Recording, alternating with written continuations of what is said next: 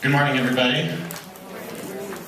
So we're going to go from the global to the very local very quickly, so retune your brains really quickly. I really want to thank you for coming out, especially the Argosy students who are here. I'm telling you a really quick story. So I'm from Duluth, Minnesota, right? I'm from up north. And the last time I was home, my dad said, "I've got 2 jobs for you now that you're home." And I said, "Okay, what are they, Dad?" And he said, "Here's one," and he handed me the axe to go cut the ice out of the end of the driveway. And when I was done with that, he said, "Do you see that snowbank over there?" And I said, "Yes, Dad." He said, "If you start shoveling from the top, you're going to find our mailbox at some point. Can you please dig it out?" So if you're feeling bad about the weather today, you can come up to Duluth with me next time. So anyway, my role in all of this was to be one of the lead advocates to pass Minnesota's safe harbor law.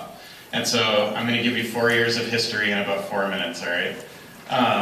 Back in 2010, it had been a couple of years since the first state in the country had passed a safe harbor law, which was New York State. And we started looking at this in Minnesota. And what was happening at the time was we were seeing 2 really stark and really undeniable trends. And we were seeing it in our Pride program. I want to just give a quick shout out. Our Pride program from the Family Partnership here.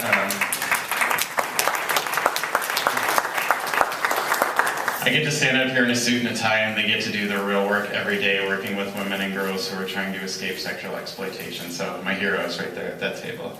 But the trends we were seeing were these 2. One is that there were just more and more kids coming through the program every year, like a lot more. And the other trend we were seeing is their average age of those kids was getting younger and younger. And so we thought, we got to do something about this. And at the policy level, the first thing we did is we looked at Minnesota's laws. And we thought, surely if children are being sexually exploited in the state of Minnesota, there's a law we can use to protect them. And the answer on the one hand was yes. Minnesota's child protection statutes, when they're defining children in need of protection, one of the definitions of a child in need of protection, and these are the exact words in law, any child involved in prostitution. So you would read that and you would think, law enforcement or someone else finds one of these kids, they get support, they get shelter, they get everything they need. The problem is in our criminal statute at the same time, under the crime of prostitution in Minnesota, that same child could be defined as committing the crime of prostitution and put into the juvenile justice system. And so there was a legal double standard, and what was happening was sometimes the kids were getting put in the juvenile justice system. A lot of the times they weren't ending up anywhere except back out on the streets. And so we set out to change that. I'm going to condense this really long, really grueling legislative session down to 30 seconds, which is July 20th, 2011. Minnesota became the 5th state in the country to pass a safe harbor law that said these kids are victims of a crime, period. So we're really proud of that, the 5th state in the nation to do that. But what a lot of people don't know is Minnesota's safe harbor law actually isn't in effect yet. While you're sitting here today, our safe harbor law isn't in effect yet. It goes into effect in August 2014. And the reason we wrote the law that way is because we knew that we were in no way ready for all these children who are going into the juvenile justice system to go into services. Because we get, really good cops and law enforcement. I think Sergeant Gainey's in the room here from St. Paul. He's one of the good ones, who would say, we don't think these kids are criminals any more than you do. So if you tell us where you want us to bring them, rather than juvenile detention, we are happy to do it. And the answer was then, and in too many cases still now, there's nowhere to bring them. There's no shelter, there's no services, there's nowhere to go.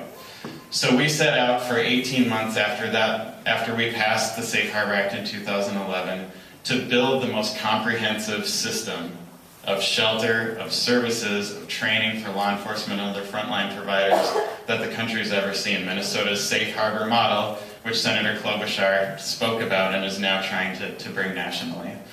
And so we did that, and John was at that table, and so many other people in this room are at that table, and we had the tough discussions. I mean, you ever want to have a really, really vigorous discussion, put prosecutors, survivors, public defenders, advocates all at one table and say, now agree on what the best approach is for these kids. But we did, and we got there. And so this last legislative session, 2013, we set out to fund Minnesota's Safe Harbor model. And what we came out with was not nearly what I wanted. It's not nearly what a lot of people in this room wanted, but it was $2.8 million for shelter, for services, for training. And it's a start for us in Minnesota, but I also want you to know it's the largest allocation that any state in the country has ever made to end child sex trafficking. So we are very far ahead in Minnesota. And I just very recently got the word from some of our key allies, like Senator Pappas, like Representative Huntley from Duluth, like Representative Susan Allen down here, that we're going to have another opportunity this legislative session to go back and hopefully get some more funding to put into that system. So it's going to be a busy session. So I want to end with one really quick story, and it's going to be my segue to County Attorney John Choi, who's been a great friend and ally for many years now. Is really early on, right at the beginning, when we were talking about passing a safe harbor law in Minnesota, you know, for us as advocates, we're like, who the heck would be against this? You know, like, these kids are victims. But what we found was a lot of people were against it for different reasons. And one of the groups that we actually ran into that might be surprising and maybe not were prosecutors, county attorneys, counterparts of John Choi around the state. And what they said when we said these kids are going to be victims, they're immune from prosecution, all these things, is you can't do that, because if you do that, you're taking our ability to sort of get them to testify against their traffickers. And sometimes the only way we can do that is we have to sort of threaten them. You know, you're going to be in a ton of trouble if you don't testify against your trafficker. And the argument we were trying to make is, do you honestly think putting a kid in juvenile detention for 90 days is anything compared to what her trafficker is threatening her with if she talks? Or, beyond that, if she thinks she's in love with her trafficker, which many of them do. You know, I mean, we've got the movie stuff about sort of kidnappings, and that happens, and it's awful when it does. I would say the vast majority of kids who the Pride program certainly sees, it didn't look like that at all. It looked like an older guy who paid attention to somebody, who bought them stuff, who convinced them they were in love, and all of a sudden they found themselves in a world they couldn't get out of. And so we were trying to make this argument, and it wasn't working. And we were actually probably about 48 hours away in 2010 from making the decision not to try to go ahead with a safe harbor law, because we had prosecutors saying, you can't do this, we need that as a tool. And so we approached our good friend John Choi, who we knew had some different thinking than a lot of his colleagues on this issue, and said, John, can you please help?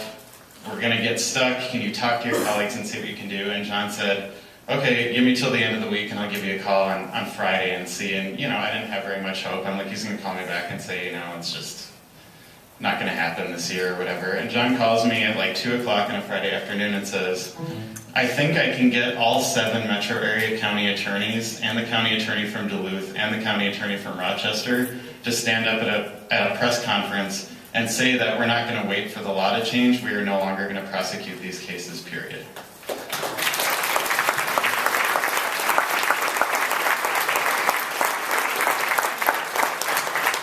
And they did that.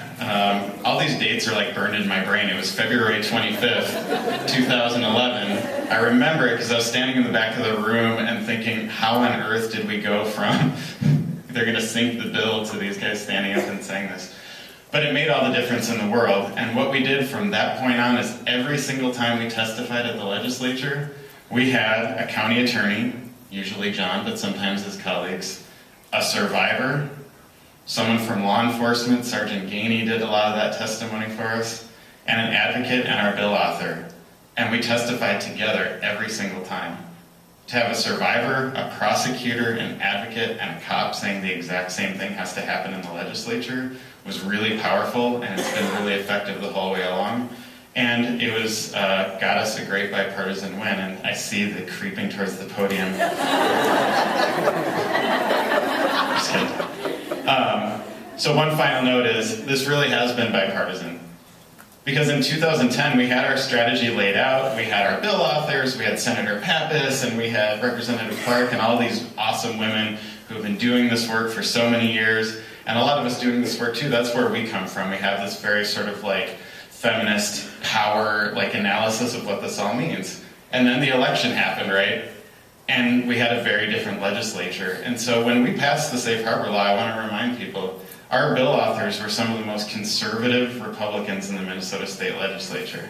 And they had a real different take on why that, and they had sort of this like, no one messes with our girls, you know, like kind of thing, which was sort of new for me, and I'm like, all right, that's cool, man, but, so we did that in 2011, and then the legislature flipped back in 2013, and the Dems had their chance to take a shot at this and put some funding behind it. So it really truly is one of the issues we should all be able to agree on, and the point that I always make to people is, in the legislature, is caring about this isn't enough.